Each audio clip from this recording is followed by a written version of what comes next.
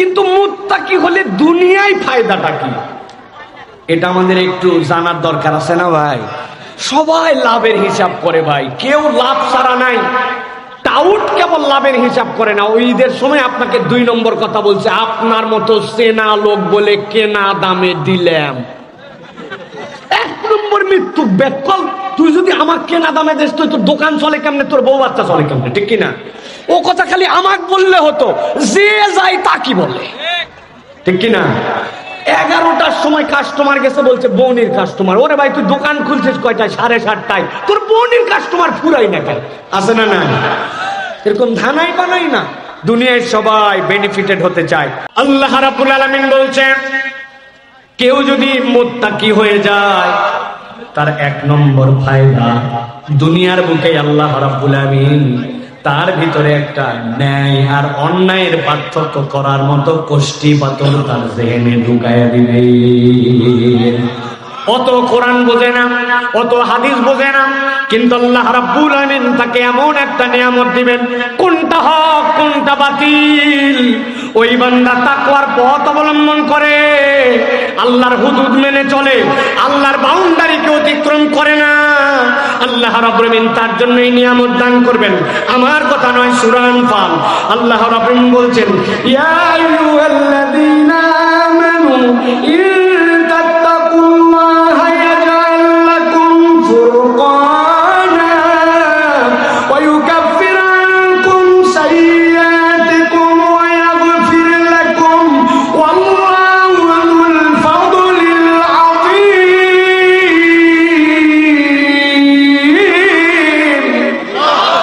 আল্লাহ বলছেন, ও দুনিয়ার মানুষ, নবী আপনি জানাই দিয়ে রাখেন, ইয়া আইয়ুহাল্লাযীনা আমানু, তুমি যদি ঈমান আনো, ইন তাত্তাকুল্লাহ, আর আল্লাহকে ভয় করে যদি তোমার জীবন চালাও, ইয়াজআল লাকুম ফুরকানা, দুনিয়ায় তুমি অশিক্ষিত হতে পারো, কোরআন অত বুঝতে না পারো, কিন্তু তাকওয়ার পথটা তোমার ব্রেনে ইনস্টল যদি হয়ে যায়, আমি রব্বুল আলামিন সত্য মিথ্যার মধ্যে, হালাল হারামের মধ্যে, হক আর বাতিলের মধ্যে পার্থক্য করার মতো ন্যূনতম একটা যোগ্যতা আল্লাহ রাব্বুল আলামিন দান করে দিবে। কেবলমাত্র এইটুকুই নয়, আল্লাহ বলছেন সাথে সাথে কি দিব জানো? এর আগ পর্যন্ত তোমার অনেক অপরাধ ছিল, আল্লাহ বলছেন ইউকাফির আনকুম সাইয়্যাতিকুম, তোমার যত গুনাহ খাতা সবগুলা মুছে দিব, ওয়া ইয়াগফির লাকুম, তোমাকে মাফ করে দিব। আর জেনে রাখো, আল্লাহু যুল ফাদলিল আযীম, আল্লাহ হচ্ছে বান্দা তোমার জন্য বড় বেশি দয়াদ্র। সুবহানাল্লাহ বলেন। আল্লাহ কেমন দয়াদ্র? পুরা কোরআনুল কারীমের মধ্যে ইউনিক 2টা আয়াত আছে মাত্র। কয়টা? যেই আয়াতের শেষে আল্লাহ রাব্বুল আলামিন রাউফুম বিল ইবাদ ব্যবহার করেছেন। ঠান্ডা মাথায় গভীর মনোযোগে বোঝার চেষ্টা করেন। পুরা কোরআনে মাত্র 2 বার আসছে রাউফুম বিল ইবাদ। এর একটা আসছে ভিন্ন কারণে, আরেকটা আসছে ভিন্ন কারণে। আল্লাহ রাব্বুল আলামিন কোরআনুল কারীমের এই আয়াত অবতীর্ণ কেন করলেন, আল্লাহ তার বর্ণনা দিচ্ছেন নবীজির মাধ্যমে। নবীজির একজন সাহাবী ছিলেন, তার নাম ছিল হযরতে সুহাইব রুমি। একসাথে বলতে হবে, নাম কি? হযরতে সুহাইব রুমির বিশাল পারদর্শিতা ছিল। বর্ম পরে আছে, জামা কাপড় লোহার বর্ম, কিন্তু এমন তীর মারতে পারতেন, ওই তীর চোখ কেবল ফাঁকা থাকলে ওই দিক দিয়ে ঢুকে যেত। এমন তলোয়ার চালাতে পারতেন, তলোয়ারে ধার নাই, কিন্তু ওইটা যদি তার হাতে উঠতো, এমন কোপাতে পারতেন, ওই ভোঁতা তলোয়ার দিয়ে শরীর থেকে ধর্না আলাদা করে দিতে পারতেন। এইরকম শক্তিশালী। আল্লাহ নবী হিজরত করে চলে গেলেন, হযরত সুহাইব যেতে পারেন নাই, মন টেকে না। একদিন নিয়ত করলেন, রাগ সম্পদ, রাগ ঘোড়া, রাগ উট, আমি তো চলে যাব মদিনায়, তবে এইগুলা তো ওদেরকে দিয়ে যাব না। একজনকে দিছে 10টা উট। 10টা তোমার, পাইলে রাখলে একটা দিব, 20টা ঘোড়া দিলাম, পাইলে দেখে রাখবি একটা পাবি। সব সম্পদ বাকিগুলা কোন এক পাহাড়ের গোড়ায় রেখে দিয়ে রওনা হয়ে গেছে মদিনায়। আরবের মুশরিকরা খবর পেয়ে গেছে সুহাইব পালায় যাচ্ছে, চারিদিক দিয়ে ধরে ফেলছে। 10 জন মিলে, সুহাইব কই যাস? বলে গোপন করার কিছু নাই, আমি মদিনায় যাই, আমাদের সাথে লড়াই করে তোরে মাইরে ফেলবো, মদিনায় যেতে দিব না। হযরতে সুহাইব ঘোড়ার জিন যেটার উপরে উঠে দাঁড়াতে হয়, 2 পা ওই জায়গায় দিছে, যে লাফ দিয়ে উঠে দাঁড়াইছে। দাঁড়ায় বলে, মক্কার লোকেরা আমাকে তো চেনো, পিছনে তাকায় দেখো কতগুলা তীর, যেইটা মারবো একটাও মিস হবে না। বিশ্বাস আছে তো? অন্তত 10টা বিধবা হবে, 10টা বাপ এতিম হবে সন্তান। বুঝো তো, এইটা যখন শেষ হবে, হাতেরটা যখন শুরু হবে, তখন অস্থির হয়ে যাবি। বলে আসো ফাইট হবে। বলছে না, ফাইট করার জন্য একটা অফার আছে। আমার যেইগুলা উট আছে এই লোককে দিয়ে আসছি, উট যদি তোদেরকে দিয়ে দেই, ঘোড়া অমুক জায়গায় আছে, ঘোড়াগুলা যদি দিয়ে দেই, সোহাইব মিথ্যা বলে না, সম্পদগুলো অমুক জায়গায় পুঁতে গোপন করে রেখে আসছে, যদি দিয়ে দেয় রাজি হচ্ছিস? নিজেরা চিন্তা করছে মারামারি করে ওইও মরবে আমিও মরবো, ফাঁকা ফাঁকা মারামারি করার দরকার কি? একাই চলে যাক, ওই ফকির হইয়া সম্পদ তো দিয়েই গেল, রাজি বলে দিছে যাও এখানে, যাও এখানে, যাও এখানে। হযরতে সোহাইব রুমি নিঃস্ব হয়ে কেবল তীরের মধ্যে তুন আর হাতের মধ্যে তলোয়ার নিয়ে রওনা হয়ে গেছে মদিনায়। মদিনায় মসজিদে নববীতে নবীজি সাল্লাল্লাহু আলাইহি ওয়াসাল্লামের সামনে হাজির হয়ে গেছে। ইয়া রাসূলুল্লাহ, আপনাকে আমি পেয়ে গেছি, কিন্তু সব তো হারায় ফেলছি। ঘটনা এই আল্লাহর নবী, সম্পদ সব শেষ, ঘোড়া সব শেষ, উট সব শেষ, কিন্তু আমার কোনো আফসোস নাই, আমি আমার নবীকে দেখা পাইছি। আল্লাহর নবী সামনে যাইয়া পড়ে গেছে। আল্লাহু আকবার। এক মুহূর্ত দেরি হয় নাই, আসমান থেকে জিবরাইল আমিন নেমে আসছেন। আসার পরে আয়াতে কারিমা নিয়ে আসছেন আল্লাহর নবীর কাছে। আল্লাহ বলছেন সোহাইব রুমিকে জানাই দেন, ওয়া মিনান নাসি মান ইয়াশরি নাফসাহু বিতিগা মারদাতিল্লাহ। এই দুনিয়ায় কতক লোক আছে কিচ্ছু চেনে না, কিচ্ছু লাগে না, কেবল আল্লাহর রাজি খুশি করার জন্য একটা ব্যবসা করতে চায়। তার সম্পদ চলে গেছে, তার দুঃখ নাই, তার সব হারাই গেছে, দুঃখ নাই, কিন্তু সে সব কিছুর বিনিময়ে আল্লাহর সন্তুষ্টি কিনে নিছে। আল্লাহ বলছে আল্লাহ তো তাকে কিছু দিবে না, এরকম হতে পারে না। নবী আপনি জানাই দেন, আল্লাহু রাউফুম বিল ইবাদ।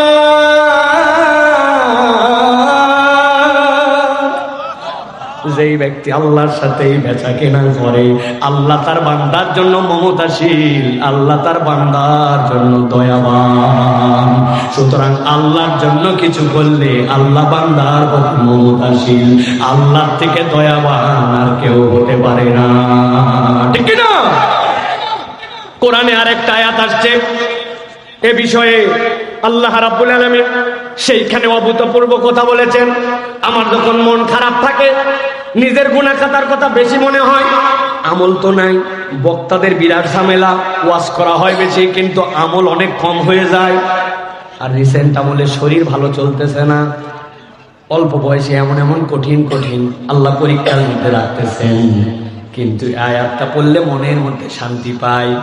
আল্লাহ রাব্বুল আলামিন কিয়ামতের ময়দান যখন হয়ে যাবে, কিয়ামতের ময়দানের পরে বান্দারা যখন তার সামনে চলে আসবে, দিল দিয়ে একটা আয়াত কারিমা শোনেন, সব মানুষ আল্লাহর সামনে। আল্লাহ বলছেন ওই দিন বান্দাদেরকে নবী বলে দেন, ইয়াউমা তাজিদু কুল্লু নাফসিন মা আমিলাত মিন খায়রিন মুহদারা।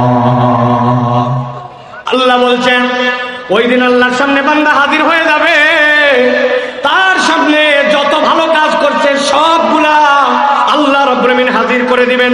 তবে কেবল তো ভালো হাজির হবে এরকম নয়, আল্লাহ বলছেন ওয়া মা আমিলাত মিন সুইন, যত আমল আছে খারাপ সবগুলাও কিন্তু হাজির হয়ে যাবে। বান্দার সামনে ভালো হাজির, বান্দার সামনে খারাপ হাজির। আল্লাহ বলছেন কিন্তু বান্দা একটা আশা করবে, ওই আশার আগে আমি রব্বুল আমিন বান্দাকে জানাই দিতে চাই। আল্লাহ রাব্বুল আমিন তাওয়াদ্দু লাউ আন্না বাইনাহা ওয়া বাইনাহু আমাদান বাঈদা। বান্দা আশা করবে ভালো কাজ তো দেখলাম, খারাপগুলা তো এত বেশি, আজকে যদি আমার খারাপগুলা দূরে থাকতো, ওরে এইগুলা করছি আমি ঠিক আছে, কিন্তু এইগুলা যদি আমার থেকে দূরে থাকতো। আল্লাহ বলছেন আল্লাহ বুঝে ফেলবেন বান্দার এই কথা। আল্লাহ এই বান্দাকে বলতেছেন ইউহাযযিরুকুমুল্লাহু নাফসাহু, আল্লাহ কি তোকে সতর্ক করে নাই? ভালো দেওয়া হবে, খারাপও দেওয়া হবে, আল্লাহ কি সতর্ক করে নাই তোকে? এই কথা বলার মধ্যে আল্লাহ এমন একটা শব্দ, এমন একটা বাক্য ব্যবহার করেছেন। নবীজি সাল্লাল্লাহু আলাইহি ওয়াসাল্লাম বলছেন আল্লাহ ওই বান্দাদেরকে বলেছেন ইউহাদ্দিরুকুমুল্লাহু নাফসাহু, আল্লাহ কি তোমাদেরকে সতর্ক করেন নাই? কিন্তু বললে কি হবে? আল্লাহ রাব্বুল আলামিন নিজের পরিচয় দিচ্ছেন, ওয়াল্লাহু রাউফুম বিল ইবাদ।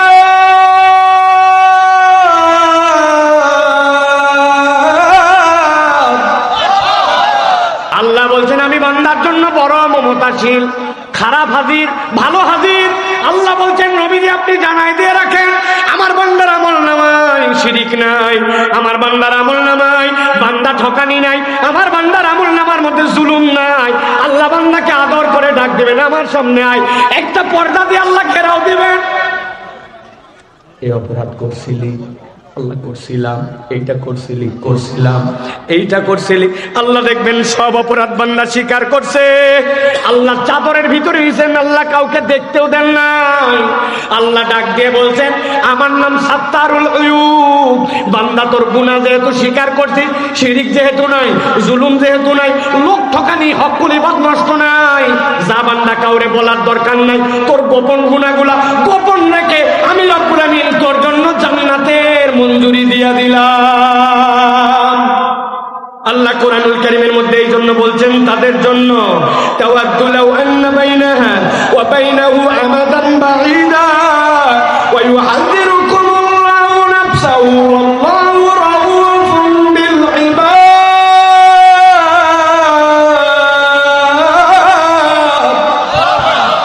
আল্লাহ বান্দার জন্য রউফ। আল্লাহ এই জন্য বলছেন মুত্তাকি হও। এক নম্বর বেনিফিট যেটা পাবা, আল্লাহ তোমাকে একটা কষ্টি পাথর দিয়ে দিবেন, তোমার বিবেক জাগ্রত হয়ে যাবে। আল্লাহ রাব্বুল আমিন সত্য মিথ্যা চিনার ব্যবস্থা করে দিবেন। সুবহানাল্লাহ। আল্লাহ রাব্বুল আমিন বলছেন আলিফ লাম মিম, জানো না কি এর অর্থ? জানি না আল্লাহ, ওয়াল্লাহু আ'লামু বিমুরাদিহি। কিন্তু আল্লাহ রাব্বুল আমিন কুরআনুল কারীমের মধ্যে সূরা লুকমানের মধ্যে বলছেন আমি আমার জ্ঞানী বান্দার কথা আলোচনা করব, তবে তার আগে তোমাদের কাছে জানাই দিতে চাই এই যে অক্ষরগুলো দিয়ে তোমাদেরকে অক্ষম করলাম, যে কোরআন তোমাদেরকে দিলাম, এটা কি জানো নাকি তোমরা? কোন মজলিসে আসছো, কোন জায়গায় ঠান্ডাকে অতিক্রম করে টুপটুপানি বৃষ্টিকে মাথায় নিয়ে নিচের স্যাঁতস্যাঁতে পরিবেশ নিয়ে তুমি যে বসে পড়ছো, জানো নাকি কোন কোরআন থেকে তোমার সামনে কথা বলা হবে? আল্লাহ রাব্বুল আমিন বলছেন তিলকা আয়াতুল কিতাবিল হাকীম।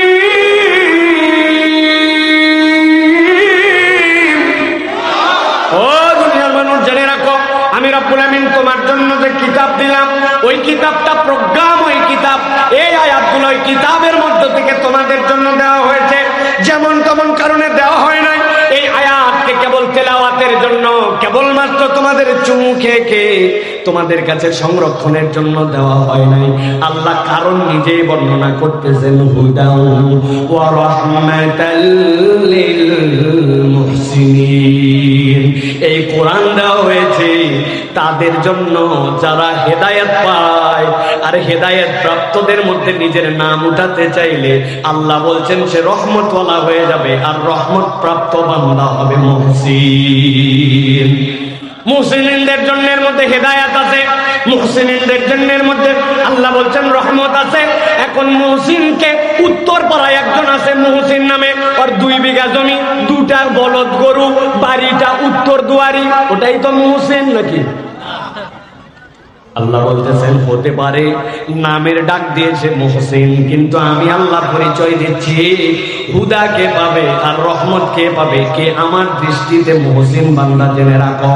আল্লাহ কোরআনুল কারীমের মধ্যে বলছেন আল্লাযীনা ইউকিমুনাস সালাতা ওয়া ইউতুনাস যাকাতা ওয়া হুম বিল আখিরাতি হুম ইউকিনুন।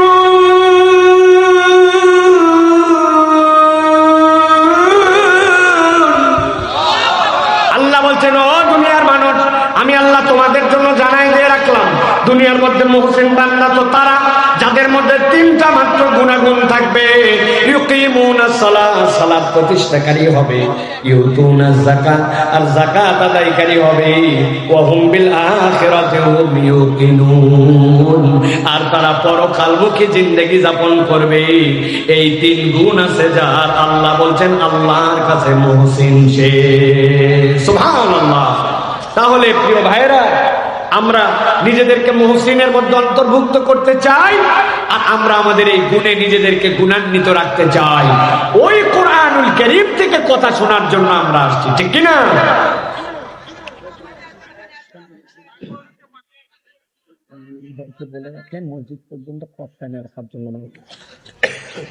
প্রিয় ভাইরা, আল্লাহ রাব্বুল আলামিন আমাদেরকে এই মুহসিনদের মধ্যে অন্তর্ভুক্ত করেন। আল্লাহর ফায়সালা আবারও বলছি, পানি পড়লে আমরা ভিজবো না, প্রয়োজনে আমরা চলে যাব, কিন্তু যতটুকু আল্লাহ তৌফিক দান করেন আমরা কথা শুনবো ইনশাআল্লাহ। প্রিয় ভাইরা, এই যে মুহসিনদের মধ্যে অন্তর্ভুক্ত আমরা হতে চাই, আল্লাহ আমাদেরকে মুহসিনের দপ্তরে তুলতে চান। আল্লাহ জানাচ্ছেন, তোমাদেরকে আমি তো বিনা কারণে মুহসিন বানাতে চাই না। আমি আল্লাহ জানালাম, একবার যদি তুমি মুহসিনদের মধ্যে অন্তর্ভুক্ত হতে পারো, আমি আল্লাহর পক্ষ থেকে একটা গ্যারান্টি আছে। কি গ্যারান্টি?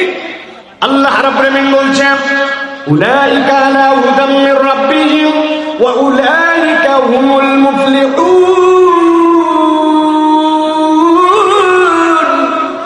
ও দুনিয়ার মানুষ, আমি আল্লাহ বললাম তারা সঠিক ট্র্যাকে আছে, হুদার রাস্তায় আছে, আর আমি আল্লাহ বললাম আমি তাদেরকে সফল কামদের মধ্যে অন্তর্ভুক্ত করে নিব। সংক্ষিপ্ত ভূমিকায়, যেখানে এরপরের থেকে কোরআনের হালাকা হবে, কোরআনের ডাক আসবে, মনে রাখবেন আমি ওয়াজ শোনার জন্য কেবল যাচ্ছি না, মাঠে অংশগ্রহণ করার জন্য কেবল যাচ্ছি না, আমি মূলত মুহসিনদের মধ্যে অন্তর্ভুক্ত হইয়া আমি আল্লাহর হেদায়েতের রাস্তায় সফল কামদের মধ্যে অন্তর্ভুক্ত হওয়ার জন্য যাচ্ছি। সুবহানাল্লাহ। অতএব সেই মজলিসে আমরা আসছি, সেইখানে আমরা কিছু কথা শোনার জন্য আসছি।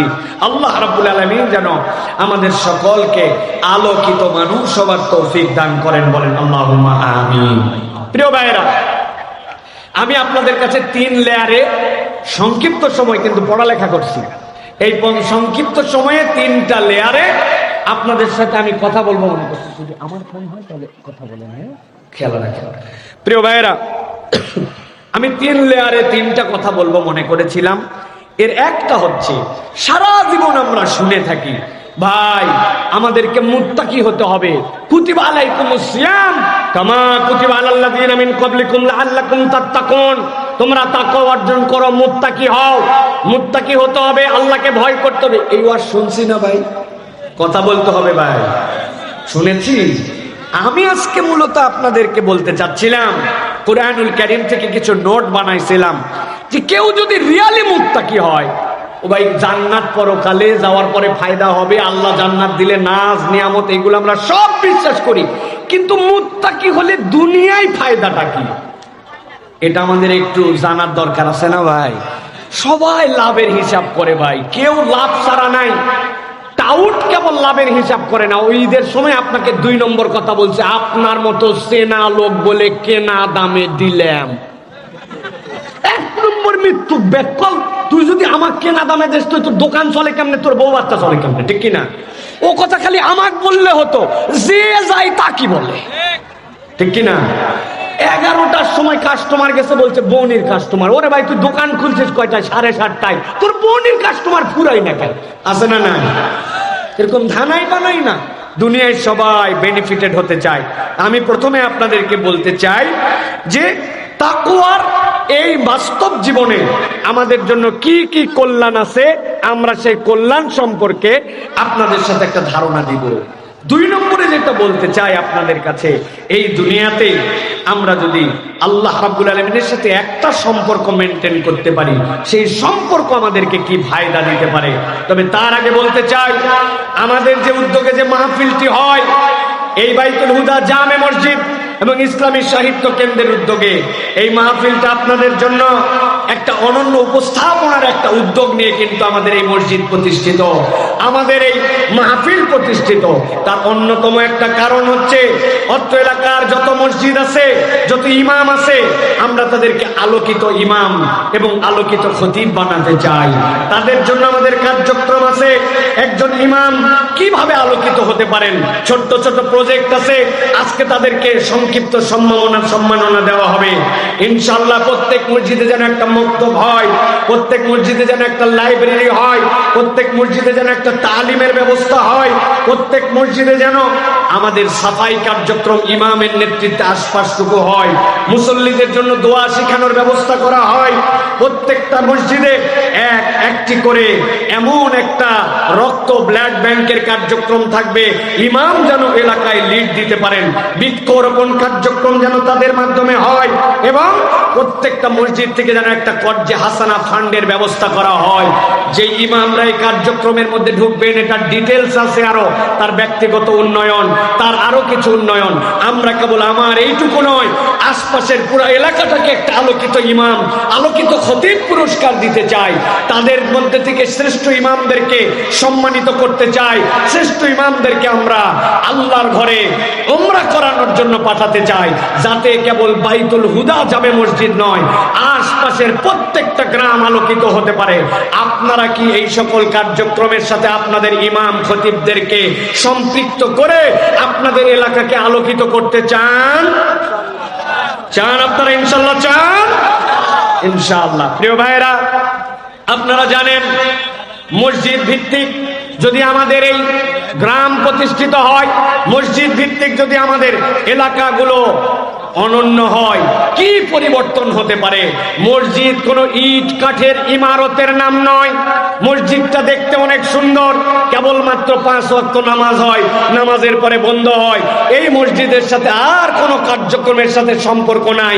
নবীজির সময়ের মসজিদ, সাহাবায়ে কেরামের মসজিদ, সালফে সালেহিনদের মসজিদ, খোলাফায়ে রাশেদার যুগের মসজিদ এরকম ছিল না।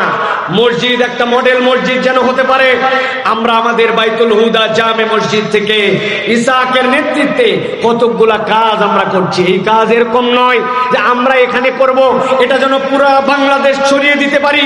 তার জন্য আমাদের কার্যক্রমের 1 নম্বর দিক শিক্ষা। শিক্ষা কিভাবে হতে পারে? প্রত্যেকটা মসজিদ একটা মক্তব ভিত্তিক মসজিদ হবে।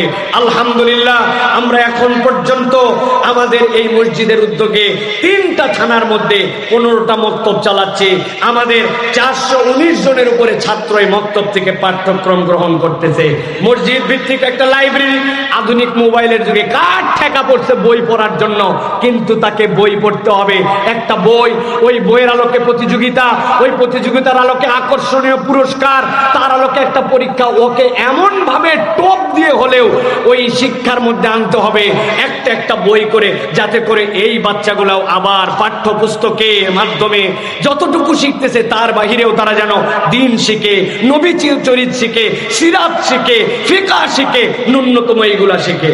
এরপরে যেটা আছে আমাদের জন্য, সেটা হচ্ছে এই মসজিদগুলোতে দেখবেন আমাদের শিক্ষা কার্যক্রমের মধ্যে আমরা চিন্তাই করি না। যুবকরা ইতিকাফ করে না, তরুণরা ইতিকাফ করে না, মুরব্বীরা ইতিকাফ করে না। আমরা আলহামদুলিল্লাহ, শুনলে অবাক হবেন, আশপাশের বিভিন্ন জেলা থেকে এসে পর্যন্ত 40-এর উপরে ছেলে পেলে এখানে ইতিকাফ করে।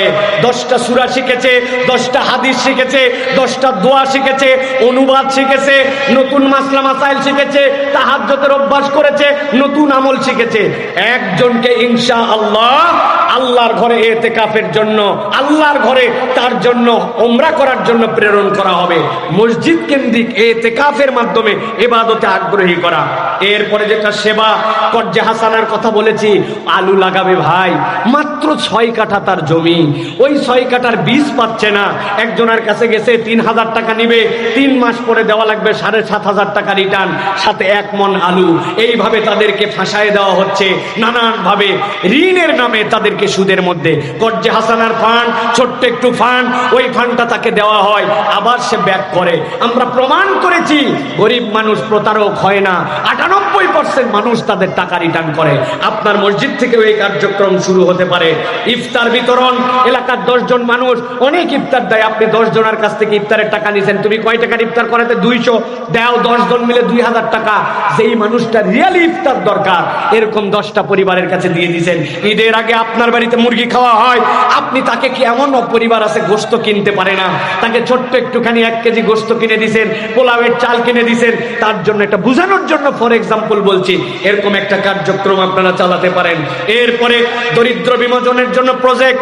এমন ছেলে আছে যেই বাচ্চাটা ওর বাপ ভ্যান চালায় আর নিয়ে জ্বালায় দিছে মুরইলে আদমদিঘিতে একটা দোকানে, 1000 টাকা মাসে দেয়, দুপুরবেলা খাইতে দেয়, ওর আর পড়ালেখা নাই। ওই পরিবারটার জন্য জাকাত থেকে 1000 টাকা তাকে দিয়া ওই পড়ার জন্য তাকে 1000, 1200, 1500, 2200 লোক বুঝে বুঝে এরকম করে তাদের পরিবারে টাকা দিয়া এরকম বাচ্চা কাচ্চাকে ইনিশিয়েটিভ নিয়ে তাদের জন্য পড়ালেখার ব্যবস্থা করা, শিক্ষা বৃত্তির মাধ্যমে তাদেরকে উৎসাহিত করা। দাওয়া কার্যক্রম আছে মসজিদ ভিত্তিক।